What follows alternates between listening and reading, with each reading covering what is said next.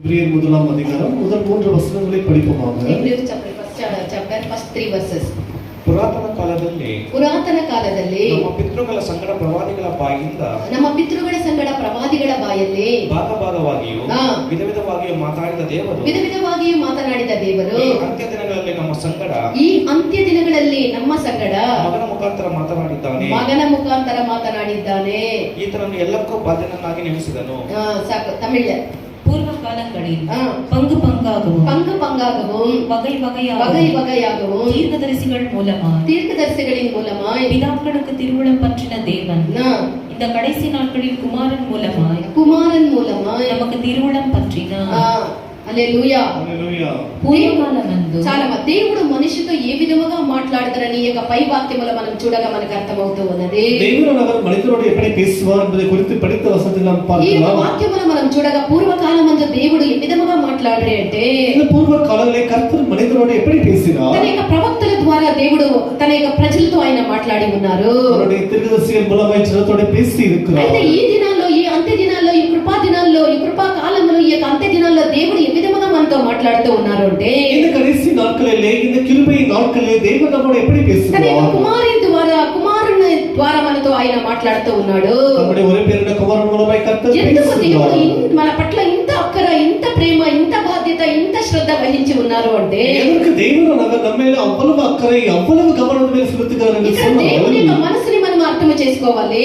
கர்த்தருடைய மனதை நாம் புரிந்து கொள்ள வேண்டும். దేవుడు మనిషిని సృష్టించే தேவன் மனிதனை உருவாக்கினார். సర్వమని ఆయన సృష్టించే தேவன் சகலத்தையும் உருவாக்கினார். అన్నిటిని సృష్టించిన దేవుడు మనిషిని అన్నిటి వలె ఒక విధముగా సృష్టించలేదు. பாருங்கள், எல்லா சிருஷ்டியும் தேவன் படைத்தார், ஆனால் மனிதனை அப்படி அவர் படைக்கவில்லை. మనిషిని ఏ విధముగా సృష్టించంటే இந்த மனிதனை எப்படி உருவாக்கினார். యావత్తులో మనిషిని విశేషమైనటువంటి ఒక సృష్టిగా దేవుడు మనిషిని సృష్టించే எல்லா சிருஷ்டிகள் படைப்புகளிலே மனிதனை மாத்திரம் விசேஷித்தவனாய் படைத்திருக்கிறார். అన్నిటికంటే విశేషమైనటువంటి ఒక సృష్టిగా దేవుడు మనిషిని ఒక మాస్టర్ పీస్ గా దేవుడు మనిషిని సృష్టించే. அப்படி என்றால் இந்த மனிதனை தேவன் எல்லா சிருஷ்டியை பார்க்கிற ஒரு சிறந்தவனாக தான் படைத்திருக்கிறார். మనిషి పైన దేవునికి ఇంత గొప్ప ఉద్దేశం ఉన్నది. அப்படி என்றால் கர்த்தருக்கு அவ்வளவு பெரிய தேவன் కావునే సర్వ సృష్టిలో మనిషిని ఒక విశేషమైనటువంటి సృష్టిగా దేవుడు సృష్టించింది.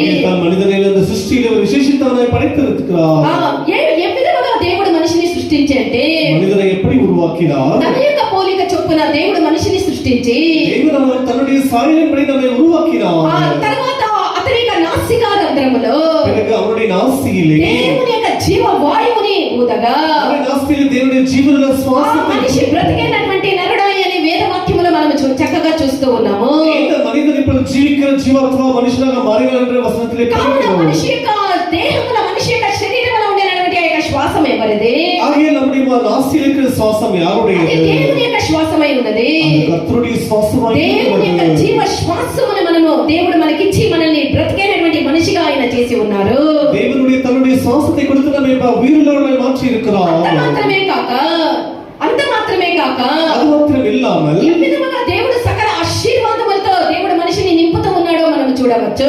మనిషిని எப்படிப்பட்ட ஆசீர்வாதம் நிரப்புகிறார் என்று பார்க்கலாம். దేవుడు మనిషిని పాపము లేనివాడుగాను మనిషిని పాపం ఇల్లదవనాను దేవుని యొక్క సమస్త ఆశీర్వాదములతో నిండినవాడుగాను அவனை தேவனுடைய சகல ஆசீர்వాదం நிரப்பப்பட்டவனாகவும் దేవుని యొద్ద నుండి సమస్త ఆశీర్వాదముని పొందుకున్నటువంటి వాడిగాను దేవుని எல்லா ఆశీర్వాదాలను పెంచుకొన్న మనిషినాகவும் దేవుడు మనిషిని సృష్టించే మనిషిని ఉరువాకినాడు. ఆదిలో మనిషిని సృష్టించినప్పుడు దేవుడు ఆ విధముగా ఇప్పుడు చెప్పిన విధముగానే దేవుడు మనిషిని సృష్టించే.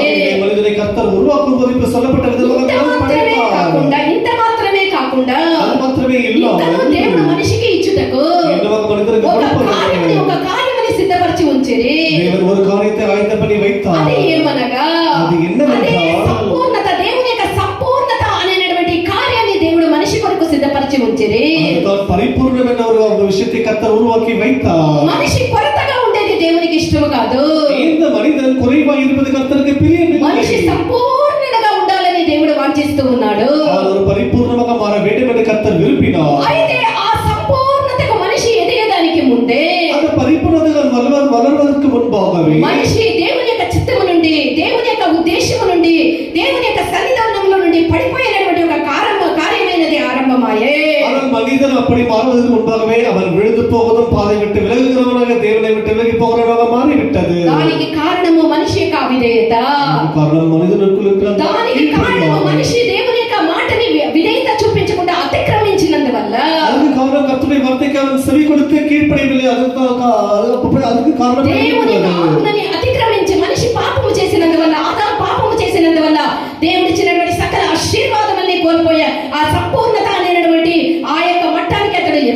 போయే முதலாவது மனிதனாகிய ஆதாம் கர்த்தர் கொடுத்த அந்த கட்டளை மீறினான், அவருடைய வார்த்தை மதிக்கவில்லை, ஆகையால் அவன் பரிபூர்ணம் என்ற வார்த்தை ఇప్పుడు ఇది పరిపూర్ణతకి దేవుడు ఆ మనిషిని తీసుకొని రావాలి అంటే இப்பொழுது பரிபூர்ணத்துக்கு இந்த மனிதன் வர வேண்டும் என்று சொன்னார். నశించిన దాన్ని మళ్ళా సరిచేసేదానికి దేవుడు రెండంతలుగా అతడు దేవుడు ఆ మనిషి యొక్క జీవితంలో క్రియ చేయవలసి ఉంటే அவர் இழந்து போனதை மீண்டும் கொடுப்பதற்கு கர்த்தரானவர் இரண்டத்திலே அவர் வேலை செய்ய வேண்டியதாக இருக்கிறது. ఆ రెండు కార్యములు ఏమనగా அது இரண்டு காரியங்கள். మొదటిగా మానవుడు తన యథాస్థితికి తాను పడిపోయినటువంటి ఆ యొక్క స్థితి నుండి లేచి యథాస్థితికి తన యథాస్థానమునకు అతన్ని తీసుకొని రావాలి.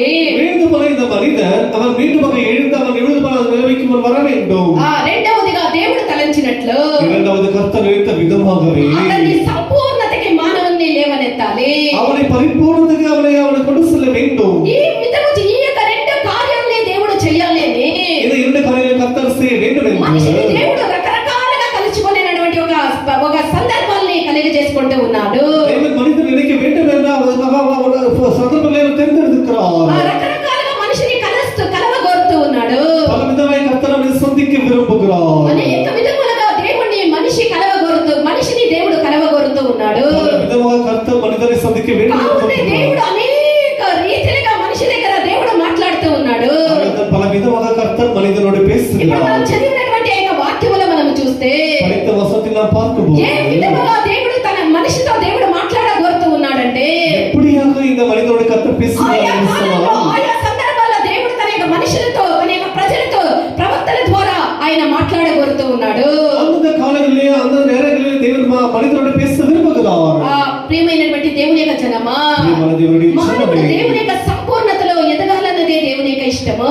இந்த மனிதன் கர்த்தருடைய பரிபூர்ணத்தில் வர வேண்டும் என்பது கர்த்தருடைய சித்தமாக అయితే ఇక్కడ మనం இருக்கிறது. చూసినట్లయితే படித்த வசனம் దేవుడు మనతో మాట్లాడినట్లు తన యొక్క స్వంత కుమారుని యొక్క లోకమునకు పంపే ప్రవక్తల ద్వారా కాదు, మనతో మాట్లాడేటకు దేవుడు ఎవరిని పంపే తన యొక్క ఏకైక కుమారుడైనటువంటి క్రీస్తును, తన యొక్క ముద్దు బిడ్డ అయినటువంటి క్రీస్తుని మనిషితో మాట్లాడేదానికి దేవుడు ఇప్పుడు ప్రవక్తల్ని కాదు తన యొక్క స్వంత కుమారుని పంపిస్తూ ఉన్నాడు.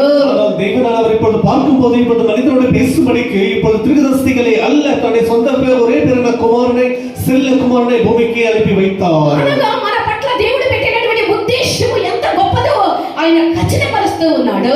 அப்படியானால் கர்த்தர் மேல் வைத்திருந்த சித்தமானது எவ்வளவு பெரிது என்று அவர் ஊர்ஜிதம் செய்கிறார் பாருங்கள். తర్వాత వాక్యాల్లో మనం చూసినట్లయితే అదే అధ్యాయం తర్వాత వాక్యాల్లో మనం చూసినట్లయితే அதை எபிரேயர் முதலாம் அதிகாரம் கீழ் வசனத்தில் நாம் படிக்கும்போது చదవండి. ఆయన దేవుని యొక్క మహిమ యొక్క తేజస్సు, ఆయన తత్వం యొక్క మూర్తిమంతుడై ఉన్నాడని యేసుక్రీస్తుని గురించి మనం చూస్తూ ఉన్నాము. இவர் அவருடைய மகிமையின் பிரகாசம் என்றும் அவருடைய தன்மையின் சொல்லும் என்றும் படிக்கிறோம். తండ్రి అయినటువంటి దేవుని యొక్క తేజస్సును, ఆయన తత్వం యొక్క మూర్తిమంతమై ఉన్నాడని మనము యేసు ప్రభువుని గురించి మనం చూస్తూ ఉన్నాము. அவருடைய மகிமையின் பிரகாசம் அவருடைய தன்மையின் ரூபமாய் ஒரு இயேசு காணப்படுகிறார் என்று பார்க்கிறோம். అనగా తండ్రి అయినటువంటి దేవుడు తన యొక్క ప్రణాళికను, తన యొక్క ప్లాన్ ని ఇక్కడ తెలియపరచగోరుతూ ఉన్నాడు. அப்படி என்றால் தேவன் தன்னுடைய அந்த சித்தத்தை வெளிப்படுத்த வேண்டும் என்று விரும்புகிறார். మానవుని యొక్క రూపమును దాల్చడం వలన இந்த மனிதன் ரூபத்தை அவர் தன்னுடைய தாழ்த்துவதன் மூலமாக ఆయన దేవుని యొక్క మహిమ, దేవుని యొక్క స్వరూపమును బయలుపరిచి ఉన్నాడు.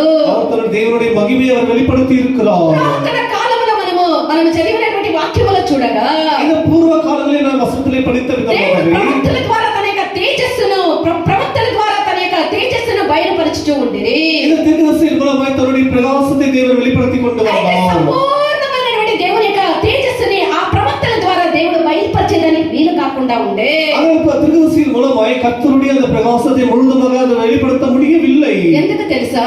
இதற்கு ఆ தெரியுமா? ప్రవక్తలు కూడా కేవలము మానవులై ఉండేది. ஏனென்றால் அந்த தீர்க்கதரிசிகள் வெறும் மனிதர்களாகவே காணப்பட்டார்கள்.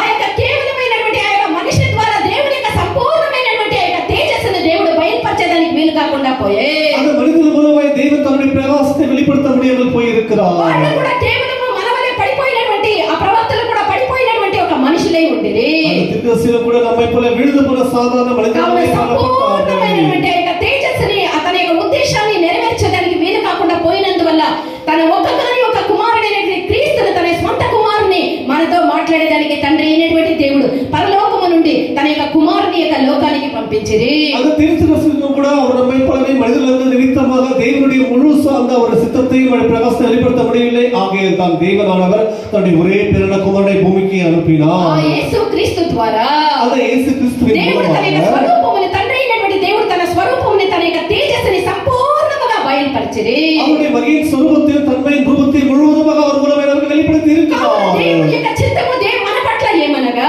அப்படி என்றால் தேவனுடைய சித்தம் நம்ம மேல் என்ன இருக்கிறது? మనము తండ్రి అయినటువంటి దేవుని యొక్క సంపూర్ణమైనటువంటి తేజస్సుగా మారవలేననేదే మన పట్ల దేవుని యొక్క ఉద్దేశమై ఉన్నది. அப்படி என்றால் நம்ம எல்லாரும் பிதாவினுடைய அந்த பிரகாசத்திற்கு அந்த பரிபூர்ணத்துக்கு மாற வேண்டும் என்பது அவருடைய சித்தமாக இருக்கிறது. ఆయన యొక్క అదే స్వరూపాన్ని మనము పొందుకోవాలన్నదే ఆయన యొక్క ఉద్దేశమై ఉన్నది. அவருடைய ரூபத்துக்கு நம்ம எல்லாரும் வர வேண்டும், அதை பெற்றுக்கொள்ள வேண்டும் என்பது அவருடைய சித்தமாக இருக்கிறது. అందుకే అపోస్తలుడైనటువంటి యోహాను ఏమంటే రాస్తూ ఉన్నాడు, அதற்கு தான் அப்போஸ்தலனாகிய பரிசுத்த யோவான் என்ன எழுதுகிறார்? యోహాను 1వ అధ్యాయం 14వ వాక్యం చదవండి. யோவான் 1వ அதிகாரம் 14వ వచనం படிப்போமாக. ఆ వాక్యము శరీరధారి అయి ఆ వాక్యము శరీరధారి అయి కృపా సత్య సంపూర్ణుడుగా మన మధ్య నివసించెను. కృపా సత్య సంపూర్ణుడిగా మన మధ్య నివసించెను. తండ్రి వలన కలిగిన అద్వితీయ కుమారుని మహిమ వలె మనము ఆయన మహిమను కనుగొంటాము. హల్లెలూయా. அந்த வார்த்தை மாம்சமாகி அந்த வார்த்தை மாம்சமாகி கிருபையினாலும் சத்தியத்தினாலும் நிறைந்தவராய் கிருபையினாலும் சத்தியத்தினாலும் நிறைந்தவராய் நமக்குள்ளே வாசம் பண்ணினார். நமக்குள்ள వాసం పడినార్. ఆ యొక్క వాక్యము శరీరధారి అయి మనలో ఆయన నివసించే. பாருங்கள், அந்த வார்த்தை மாம்சமாகி நமக்குள்ள அது வசித்துக் கொண்டு வந்தது. కావున యేసు ప్రభు ప్రస్తుతము కూడా నేటికి కూడా కృపా సత్యముతో మన యొక్క మధ్యలో సంచరించుచూ ఉన్నాడు.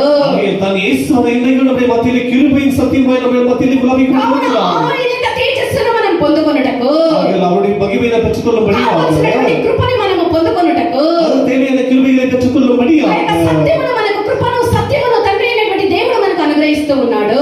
அந்த கிருபையும் சத்தியத்தையும் பிதாவாகிய தேவன் நமக்கு యేసు ప్రభు கொடுத்திருக்கிறார். ద్వారా తప్పనిస్తే తండ్రి యొద్దకు ఎవరు కూడా చేరలేరు. இயேசுவின் மூலமாய் தவிர பிதாவிடத்தில் வேறு யாரும் போய் சேர మనిషి முடியாது. తండ్రి అయినటువంటి దేవుని దగ్గరికి చేరేదనుకుంటున్నటువంటి ఏకైక మార్గము అది యేసు మాత్రమే. இந்த மனிதன் பிதாவாகிய தேவனிடத்தில் போய் சேருவதற்கு ஒரே ஒரு வழி அதுவா இயேசுவா இருக்கிறார். ఆయనే మార్గము తప్ప వేరొక మార్గము లేదు. அது தான் வழி, அதை விட்டு வேறு வழி இல்லை. కావునే మానవుడు రక్షింపబడినట్లు தான் மனிதன் ரட்சிக்கும்படியாக ఆకాశము క్రింద భూమి పైన మనిషి రక్షించబడడానికి ఇవ్వబడినటువంటి ఏకైక నామము అది యేసుక్రీస్తు యొక్క నామమై ఉన్నది. இந்த மனிதன் ரட்சிக்கப்படும்படிக்கு இந்த வானத்தின் கீழே பூமியின் மேலே ஒரே ஒரு நாமம் இயேசுவின் நாமம் மாத்திரமே கொடுக்கப்பட்டிருக்கிறது. తండ్రి అయినటువంటి దేవుని దగ్గరికి మనము పోవాలి అంటే ఒకే ఒక మార్గము యేసు స్వామినే. பிதாவாகிய தேவனிடத்தில் போக வேண்டும் என்று சொன்னால் நமக்கு ஒரே ஒரு வழி, அதுதான் இயேசு கிறிஸ்துவானவர். అపోస్తల కార్యములు 4వ అధ్యాయం 12వ వాక్యాన్ని చదవండి. அப்போஸ்தலர் நடபடிகள் 4వ அதிகாரம் படியுங்கள். 12వ వచనం. మరి ఎవని వలన రక్షణ కలుగదు, ఎవరి వల్లనూ రక్షణ కలగదు, ఈ నామమునే మనము రక్షణ ఈ పొందవలెను నామముననే మనము రక్షణ పొందవలేను గాని ఆకాశము క్రింద మనుషులలో ఇయ్యబడిన మరి ఏ నామమున రక్షణ పొందలేము అనెను. அவராலே என்று வேறொருவராலும் ரட்சிப்பு இல்லை. அவராலே அன்றே வேறு ஒருவனாலே ரட்சிப்பு இல்லை. நாம் ரட்சிக்கப்படும்படிக்கு வானத்தின் கீழெங்கும் நாம் ரட்சிக்கப்படும்படிக்கு வானத்தின் கீழெங்கும் மனுஷர்களுக்குள்ளே அவருடைய நாமமே அல்லாமல் மனுஷர்களுக்குள்ள அவருடைய நாமமே அல்லாமல் வேறொரு நாமம் கட்டளையிடப்படவும் இல்லை என்றார். வேறொரு நாமம் கட்டளைப்படவில்லை என்று சொன்னார். அல்லேலூயா. ஹalleluya. ಆಕಾಶವು ಕ್ರಿಂದ ಬರಬೇಕಾದ ರಕ್ಷಣೆಯು ಬರಬೇಕಾಗಿರುವಂತ ರಕ್ಷಣೆಯು ಎಲ್ಲಿಯೂ ಸಿಕ್ಕುವುದಿಲ್ಲ. ಎಲ್ಲಿಯೂ ಸಿಕ್ಕುವುದಿಲ್ಲ. ಆ ಹೆಸರಿನಲ್ಲೇ ಹೊರತು ಆ ಹೆಸರಿನಲ್ಲಿಯೇ ಹೊರತು ಆಕಾಶದ ಕೆಳಗೆ ಆ ಹೆಸರು ಯಾವುದು? ಯೇಸುವಿನ ಹೆಸರಿನಲ್ಲಿಯೇ ಹೊರತು ಆಕಾಶದ ಕೆಳಗೆ ಮನುಷ್ಯರಿಗೆ ಕೊಡಲ್ಪಟ್ಟಿರುವ ಬೇರೆ ಯಾವ ಹೆಸರಿನಿಂದ ಮನುಷ್ಯರಿಗೆ ಪಟ್ಟಿರುವಂತಹ ಬೇರೆ ಯಾವ ಹೆಸರಿನಲ್ಲಿಯೂ ನಮಗೆ ರಕ್ಷಣೆ ಆಗುವುದಿಲ್ಲ. ಯೇಸು ನಾಮವೇ ತಪ್ಪ ಬೇರೊಂದು ನಾಮವನ್ನು ಆಕಾಶದ ಕ್ರಿಂದ ಇవ్వబడలేదు. பாருங்கள், நாம் ரட்சிக்கப்படும்படிக்கு வானத்தின் கீழ் எங்க மனிதன் மத்தியில் கூட அவருடைய நாமம் தவிர యేసే మార్గమై ఉన్నారు. இயேசு தான் வழி. ఆయన ద్వారానే ఆయనే మార్గమై ఉన్నాడు. ఆయన ద్వారానే మనము తండ్రి దగ్గరికి చేరగలమే తప్ప వేరే ఏ మార్గములను మనం చేరలేము. தான் இயேசு தான் வழியா இருக்கார். அவரை தவிர வழியில் நாம் பிதாவிடத்தில் பேச முடியாது. ఆయన యొక్క తేజస్సును ఆయన యొక్క మహిమను మనము పొందుకొనుటకు ఇవ్వబడినటువంటి వారే మన యొక్క యేసు ప్రభువై ఉన్నారు. அவருடைய பிரகாசத்தை அவருடைய மகிமை பெறும்படிக்கு நமக்கு கொடுக்கப்பட்ட அவரே இயேசுவாய் இருக்கிறார். మనము ఆ విధముగా పొందుకొనుటకు దేవుడు మన కృప అనుగ్రహించుదురు గాక. பெற்றுக்கொள்ளும்படிக்கு கர்த்தரை మానవుడు దేవుని యొక్క స్వరమును విని மனிதன் கர்த்தருடைய சத்தத்தை கேட்டு దేవుడు ఇచ్చినటువంటి యొక్క నిత్య జీవాన్ని పొందుకోవాలి. கர்த்தர் கொடுக்கிற நித்திய ஜீவனை பெற்றுக்கொள்ள வேண்டும். మనమందరూ నశించకుండా మనమందరూ నిత్య జీవము పొందుకొనుటకు நாமெல்லாம் அழிந்து போகாமல் நித்திய ஜீவனை பெறும்படிக்கு మనం ఏం చేయాలి? మనం దేవుని యొక్క స్వరమును వినాలి. கர்த்தருடைய சத்தத்தை கேட்க ఆయన வேண்டும். మాటను మనం విశ్వసించాలి. அவருடைய வார்த்தையை நாம் விசுவாசிக்க అప్పుడే வேண்டும். మనం నిత్య జీవాన్ని పొందుకోగలము. அப்பொழுது நித்திய ஜீவனை பெற முடியும். ఈ విధముగా మనం నిత్య జీవాన్ని పొందుకోగలమని దేవుని యొక్క వాక్య భాగాన్ని మనం చూస్తున్నాం గాక. நாம் எப்படி தேவனுடைய நித்திய ஜீவனை பெற முடியும் என்று தேவ சித்தமாக வருகிறவற்றை நாம் தெரிந்து